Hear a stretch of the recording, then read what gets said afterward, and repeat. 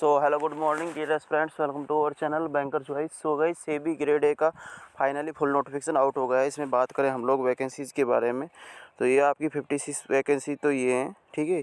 इसके अलावा इधर भी वैकेंसीज कुछ हैं, मतलब जर्नलिस्ट और इसके लिए आई हैं। तो आप लोग इन वैकेंसीज़ को तो देख सकते हो। नोटिफिकेशन की PDF मैं कमेंट बॉक्स में पिन कर दूँगा, ठीक है, या टेलीग्राम पर भी देख लेना आप लोग। बात करें इसमें एजुकेशन, मास्टर डिग्री चाहिए इसमें तो स्टार्टिंग वाले में, फिर इसमें भी